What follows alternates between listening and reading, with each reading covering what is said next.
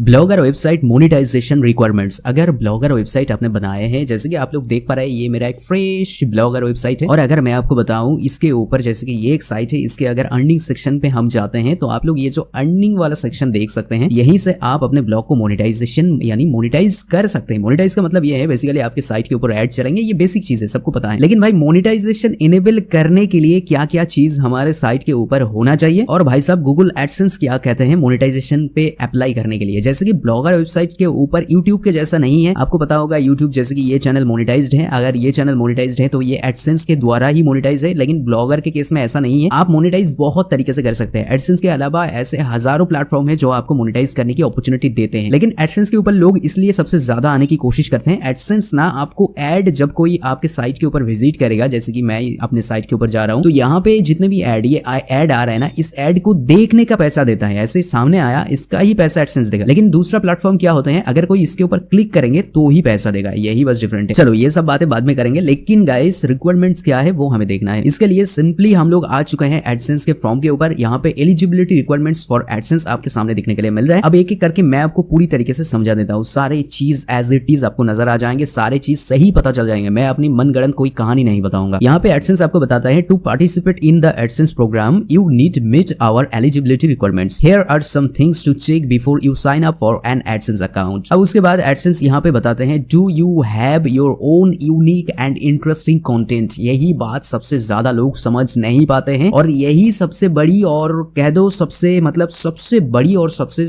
पहली गलती है लोगों का। एडसेंस सबसे पहले पूछते हैं क्या आपके पास कोई यूनिक कंटेंट है या फिर इंटरेस्टिंग कंटेंट्स है, और साथ ही साथ ये चीज आप लोग नहीं देखते हैं ओन। अब देखो भाई, हम क्या करते हैं, कोई भी टॉपिक उठा लेते हैं, उस टॉपिक के ऊपर डालना कंटेंट लिखना शुरू कर देते हैं, लेकिन हमें वो पता नहीं होते हैं आखिरकार वो कंटेंट यूनिक है या फिर नहीं। अब ये जो यूनिक शब्द यहाँ पे यूज हो रहा है, इस यूनिक शब्द का मतलब क्या है? यूनिक का मतलब ये है कि हजारों लोग गूगल के ऊपर जो पोस्ट इंडेक्स कर रखे हैं, गूगल के ऊपर जो भी पोस्ट लिख रखे हैं, जैसे कि top 5 earning app for students, ऐसा मैंने सर्च किया, यहाँ पे बहुत सारा साइट आ रहा है। तो ये जो लोग लिख रखे हैं इससे मिलता जुलता तो नहीं है, मतलब उनका हूबहू तो नहीं है, आप कुछ इनसे बेहतर दे सकते हैं। तो ये आप कैसे ढूंढेंगे भाई? यहाँ पे रिजल्ट तो हजारों आएंगे, 100 रिजल्ट आएंगे, लेकिन आपको वो ढूंढने के लिए मतलब दिमाग चाट जाएगा, कौन क्या क्या लिख रखे हैं वो दिमाग में रखना। तो इसके लिए सबसे आसान तरीका है, टॉप 3 पोस्ट आप लोग ओपन करो, टॉप 3 पोस्ट ओपन करके देखो वो लोग किस तरीके से डिस्क्राइब किए। अब टॉप 3 पोस्ट इसलिए मैंने बोला कि टॉप 3 इसीलिए गूगल सबसे ऊपर उनको दिखा रहा है कि उनके कंटेंट के ऊपर दम है, तो आप उनसे बीट करो, उनसे बेहतर बनाओ, तो इससे आपका कंटेंट जो है यूनिक बन जाएंगे। कोई भी टॉपिक उठा लो जो आसान लगे आपको, जो आता है वैसे टॉपिक उठा लो। उसके बाद इंटरेस्टिंग का मतलब क्या है? इंटरेस्टिंग का मतलब ये नहीं है कि आप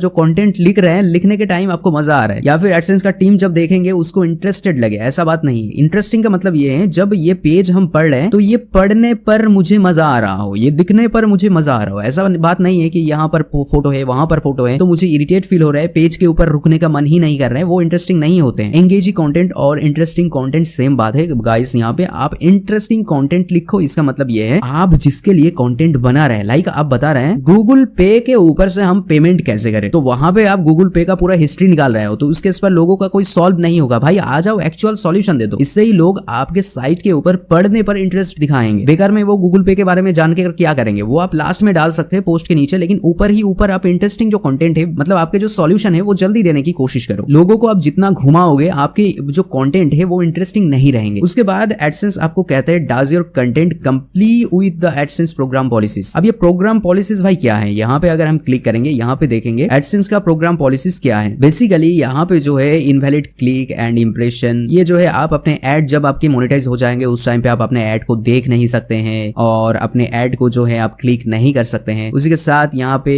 वो ऐड के बारे में है, और सबसे मैटर करते हैं ये एक चीज, ट्रैफिक सोर्स। तो ट्रैफिक सोर्स बहुत ज्यादा मैटर करते हैं। आप अगर यूट्यूब से डायरेक्टली अपने साइट के ऊपर ट्रैफिक दे रहे हैं, या फिर कोई आपके साइट को सर्च कर रहा है, जैसे कि हम क्या करते हैं अपने साइट को आपको दिखा देते हैं, इस साइट के ऊपर हम काम कर रहे हैं, और आप जाके ना ऐसे सर्च कर लेते हैं, जैसे कि full2apk.site, ये वाला जो साइट है ना, आप लोग जाके सर्च कर लेते हैं, इसके ऊपर विजिट करते हैं, तो ये एक जो है आपके ट्रैफिक सोर्स खराब करते हैं। ट्रैफिक सोर्स गूगल हमेशा मानते हैं कि कोई कीवर्ड को सर्च करे तो आपके पोस्ट जो है वो रैंक हो, उसके बाद ट्रैफिक आए। तो ये सबसे बेहतर तरीका है, लिंकिंग करके यहाँ पे जाओ, वो सोशल मीडिया पे जाओ, लिंक करो, हाँ आपके ट्रैफिक मिल जाएंगे, लेकिन वो कोई काम का नहीं रहेगा। एड बिहेवियर, एड प्लेसमेंट, ये आपको एडसेंस अप्रूवल के बाद आपको ये नजर रखना है साइट बिहेवियर के अंदर बहुत सारा चीज आते हैं। आप अपने साइट के ऊपर कुछ ऐसे चीज नहीं डाल सकते हैं जो चीज परमिशन नहीं है लोगों को देने का। वो एक कंपनी के कोई सॉफ्टवेयर, मूवीज, गेम्स हो सकते हैं, तो वो आप खुद बांट रहे होते हैं फ्री में। ऐसी चीज बिल्कुल नहीं करना चाहिए। साथ ही साथ आप कोई भी उल्टे सीधे मालवेयर, वायरस वगैरह ये सारी चीज प्रोवाइड नहीं कर सकते हैं। और साथ ही साथ एक चीज आप लोगों को ध्यान रखना जरूरी है, आप अगर पॉपअप ओपन हो जाते हैं, कहीं पर भी क्लिक करते हैं ऑटोमेटिकली पॉपअप आ जाते हैं अपने साइट के ऊपर, ज्यादा पॉपअप आ रहे हैं, तो ऐसे चीज आपको नहीं करना है। साथ ही साथ आप जितना ज्यादा रिडायरेक्ट करोगे उतना ही एडसेंस यहाँ पे आपके साइट बिहेवियर का जो आपके पॉइंट है उसको कम करेंगे। जितना कम हो सकते हैं लोगों को दूसरे साइट पे भेजने की कोशिश मत करो। और यहाँ पर ये सारी चीज जैसे कि मैंने आपको बताया, लिंकिंग वगैरह, जो लिंक आप देते हैं वो लिंक काम नहीं करते हैं, लिंक अवेलेबल नहीं होते हैं। अगर आप आपने साइट बनाया एकदम फ्रेश और उस साइट के ऊपर एक लिंक मतलब एक बटन क्रिएट किया जिसके ऊपर आपने लिंकिंग किया दूसरे एक साइट का जहां से आप उल्टे सीधे हरकत कर रहे होते हैं, तो ऐसे चीज भी आप नहीं कर सकते हैं। एडसेंस इसको भी पकड़ लेते हैं। तो ये सारी चीज को आपको फॉलो करना है, बेसिक चीज है, इतना ही आपको फॉलो करना है। उसके बाद आते हैं भाई, आप 18 ईयर्स ओल्ड का आपको कम से कम होना चाहिए। उसके बाद आप साइन अप कर सकते हैं एडसेंस के लिए। और मेरा राय मानोगे, मैंने अपने एक्सपीरियंस से जितना भी सीखा है, जितना देखे हैं, वो ये चीज ये है भाई कि आपको ना एडसेंस को अप्रूवल लेने के लिए ध्यान से सुन लीजिए, जितना ही आपके कंटेंट होगा, कंटेंट तो ओरिजिनल होना ही होना है, ये किसी भी हाल पे होना है। और दूसरी चीज, आपके साइट के ऊपर ट्रैफिक आना चाहिए। अगर आपके साइट के ऊपर ट्रैफिक नहीं रहेंगे ना तो एडसेंस आपको अप्रूवल नहीं देगा। और कम से कम आपको हर दिन पोस्ट करते रहना है, एकदम आपको एंगेज ही रहना है आपके साइट के साथ। भाई एडसेंस चाहते हैं कि भाई वो अपने ऐड चलाए कुछ ऐसे साइट के ऊपर जहां पे वो एक्टिव है। वो बेकार में अपने ऐड को क्यों वेस्ट करेंगे ऐसे साइट के ऊपर जहां पे 200-300 ट्रैफिक आते हैं। तो ट्रैफिक के ऊपर सबसे ज्यादा ध्यान देना है और कोशिश करना है ये ऑर्गेनिक ट्रैफिक कैसे मिले। भाई ऑर्गेनिक ट्रैफिक कैसे लेकर आ पाओगे, कैसे पोस्ट लिखोगे, इन सारी चीजों के ऊपर हमने डिटेल में आपके लिए वीडियो बना रखे हैं। आप लोग वैसे भी ये सारी चीज चेकआउट कर सकते हैं, आपको कोई भी डाउट नहीं रहेंगे। देखिए मैंने आपको आज बता दिया ब्लॉगर के लिए क्या क्या रिक्वायरमेंट्स हैं। ये सारी चीज फॉलो करके आप आसानी से एडसेंस का अप्रूवल ले सकते हैं, कोई दिक्कत वाली बात नहीं आएंगे। और हाँ, बोनस में एक टिप्स मैं आपको दूंगा, 50 से ज्यादा पोस्ट लिखना फिलहाल के टाइम पे। पहले की बात छोड़ो भाई, 2023 की बात छोड़ो, 2023 को दिमाग से निकाल दो, 2024 आ गए हैं, जो 24 खत्म हो रहे हैं और 25 के बाद ना आप लोग मैं आपको बता देता हूँ, आप